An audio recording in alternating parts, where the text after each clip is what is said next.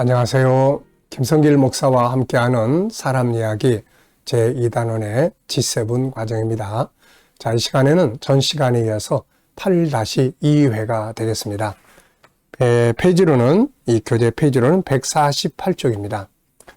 자, 전 시간에 우리가 우리의 감정을 건강하게 하는 방법이 바로 내 본성 5-14의 본능대로 사는 거라고 말씀드렸죠. 근데 이 본능대로 살고 싶은데 이걸 해방하는 요소들이 4개가 있는데 그 중에 죄, 습관, 환경과 정보, 인간관계. 그래서 인간관계에 관해서 지금 8장에서 살펴보고 있어요. 부모, 자녀, 부부 간에 서로의 삶의 차이, 가치의 차이, 성격의 차이, 생활의 차이, 등등등 다양한 것들이 가로막아요. 오히려 딴 사람은 그래? 열심히 그렇게 해봐. 그러는데 가까운 사람이 그거 해가지고 야 먹고 살겠냐? 못하게 막거나. 그러다 보니까 이게 이제 감정이 상하게 되는 거죠. 그래서 그런 부분 살펴봤고요. 자, 이 시간에는 그러면 어떻게? 이걸 극복을 해야 되잖아요. 극복을 해야 됩니다. 나는 누구누구 때문에, 난 뭐 때문에로 끝나버리면 결국 실패하는 거거든요. 그러면 이제 이런 것들을 어떻게 극복을 잘해서 결국은 내가 가고자 하는 내 삶을 아름답게 만들고 싶은 그런 본성을 이루어 갈 수 있느냐. 이게 핵심이거든요. 결국 난 누구 때문에 못했어. 이건 아무 의미가 없어요. 누구 때문에 어려움을 겪었지만 그러나 나는 이러이러한 과정을 거치면서 결국 내가 이루고 싶은 것들을 이루게 되었다. 이제 이렇게 이야기가 나와야 되는 거거든요. 그래서 장애 요인이 당연히 있다. 서로 생각의 차이가 있고 환경의 차이 있고 다 다르니까 내가 어떤 삶을 생각을 할 때 본성을 이루고자 할 때 막을 수 있고 해방이 될 수 있고 다 할 수 있거든요. 그러니까 이걸 일단 이해하고 어떻게 극복해 갈 거냐. 그래서 여기서는 5가지 이야기를 하고 있습니다. 전체적으로 보면 일단 관계의 중요성을 인식하라. 소통의 방법을 훈련하라. 방어 능력을 키워라. 상처받지 않게 선으로 이기는 훈련을 해라. 본성적 본능을 욕구를 강화시켜라. 전문화해라. 이렇게 5가지를 이야기를 했는데요. 시간이 되는 대로 한 가지씩 살펴보겠습니다. 자, 관계 때문에 내가 가고 싶어하는, 내가 살고 싶어하는 본성의 욕구가 지금 멈춰 있다면은 요거 잘 들으시고 요 극복을 잘해서 그거 잘 극복하고 나서 내가 이루고 싶은 내 본성의 욕구를 만들어 나가는 거. 이게 중요하죠. 자, 첫 번째는 이제 관계가 참 중요하다.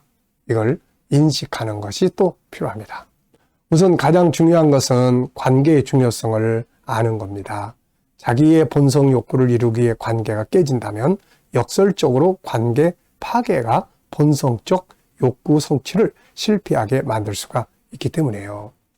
관계가 저 사람 때문에 내가 하고 싶은 일을 못했는데 또 내 5-14의 본성 중에는 또 어떤 욕구가 있어요. 저 사람과 관계가 잘 되기를 바라는 거죠. 자, 부모님 때문에 내가 하고 싶은 일을 못했어.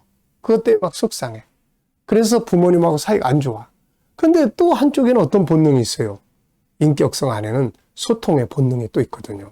부모님과의 관계가 또 잘 안 되니까 내가 하고 싶은 일을 못해서 속상하지만 또 한편에서는 부모님과의 관계가 안 좋은 것 때문에 또 속상한 거예요.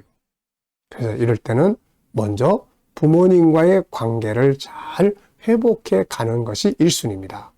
그런 다음에 부모님에게 공감을 얻고 그리고 내가 가고자 하는 일을 갈 수 있게 하는 것. 이런 순서로 바꿔서 가면 얼마든지 이루어 갈 수 있거든요. 자, 그래서 사람으로 인해 오는 장애 요인을 제거함과 자신의 본성적 욕구들을 성취해 가기 위해서는 혼자가 아닌 관계 성공에서 이루어질 수 있다는 거 명심해야 되겠습니다.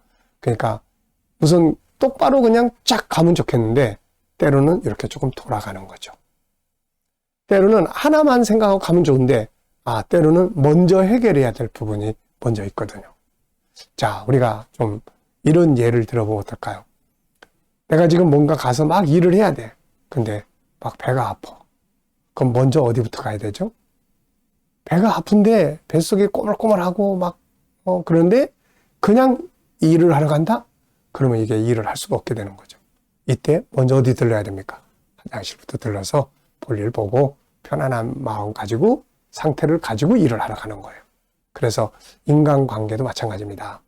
관계 때문에 내 하고 싶은 일들을 못하고 내 감정이 상해 있을 때는 먼저 그것 때문에 막 절망에 빠지지 말고 관계를 정상화해 나가도록 하는 것이 중요하다는 것을 먼저 우리가 알아야 됩니다. 자, 세계적인 동기부여가 브라이언 트레이시는 조직이 성공적으로 움직여가려면 리더와 조직원들의 인간관계가 90%를 차지한다라고 했고, 미국의 카네기 공과대학 인간연구소에서는 실패자 1만 명을 조사한 적이 있는데 실패의 원인을 분석하니까 전문 지식이 부족해서 실패한 사람 7%, 실패자의 93%는 인간관계를 할 줄 몰라가지고 실패를 했다. 이렇게 이야기를 합니다. 이 부분은 여러 부분에서 제가 많이 소개하는 내용이에요. 자, 좋은 관계라는 게 뭐냐? 윈윈 관계를 말합니다. 윈윈 관계란 나만의 성공이 아니라 상대방과 함께 성공하는 관계를 말하는 거죠.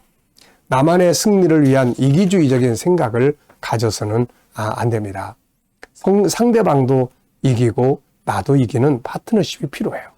그냥 무조건 나만 내 생각만 성취시켜야 된다. 그러면 상대방이 막 그것 때문에 속상하고 막 절망하고 그러면 안 되잖아요, 이게. 그래서 같이 윈윈 이 전략을 가져야 합니다.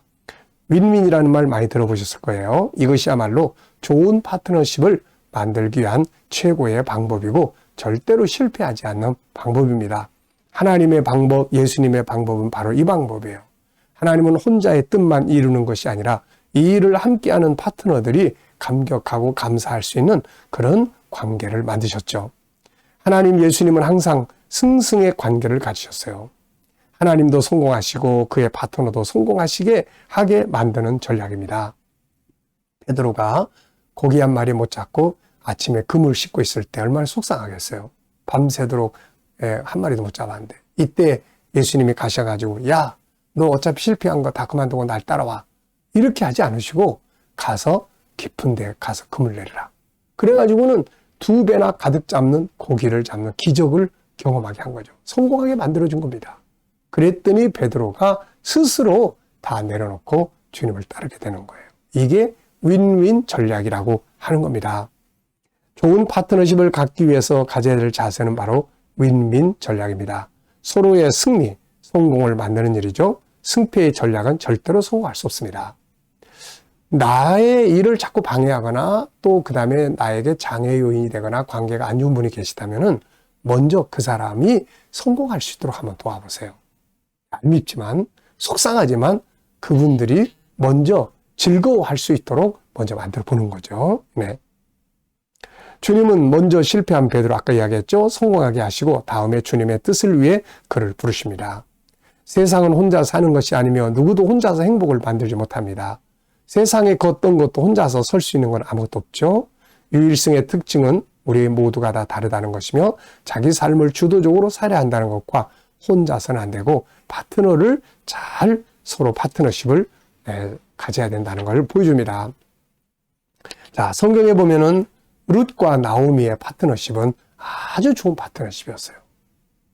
룻은 시어머니를 행복하게 하려고 했고 시어머니 룻은 나오미는 자기 며느리 룻을 행복하게 해주려고 고민했던 사람이죠. 서로가 상대방의 행복을 위해서 고민했던 거죠. 반대로 사울과 다윗의 파트너십은 서로를 시기 질투하고 멸시하고 서로를 죽이려고 막 이런 관계가 돼버린 거죠, 이게. 그래가지고 결국은 사울이 실패하게 됩니다. 자, 부부는 행복을 위한 파트너입니다. 일방적 상호관계가 아니죠. 부모, 자녀 역시 행복을 위한 파트너입니다. 일방적으로 다뤄야 될 관계가 아니죠. 이웃과 이웃, 동료, 직장 동료들 모두 다 같이 승리해야 될 관계입니다. 때로는 원수도 사랑과 용서를 실천하라고 붙여주신 파트너고 때로는 구제해야 할 사람들도 사랑을 실천할 수 있는 파트너고 힘들게 하는 사람도 나를 단련시키고 훈련시키기 위한 파트너로 생각하는 게 아주 중요한 거죠. 사실은 다윗을 훈련시키려고 하나님이 사울 같은 사람을 옆에다가 붙여놓은 거죠. 알고 보면 좋은 파트너가 되는 겁니다. 자, 여러분, 우리를 힘들게 하는 인간관계가 있다면 바로 이렇게 저 사람하고 관계를 잘 가져야 된다. 중요성. 그 다음에 승승의 관계. 그 사람의 성공을 먼저 도와보는 이런 관계를 한번 가져보시기 바랍니다. 그러면 또 서로의 좋은 관계를 만들어 갈 수가 있게 되거든요. 자, 이 시간 말씀은 여기서 마치도록 하겠습니다. 감사합니다.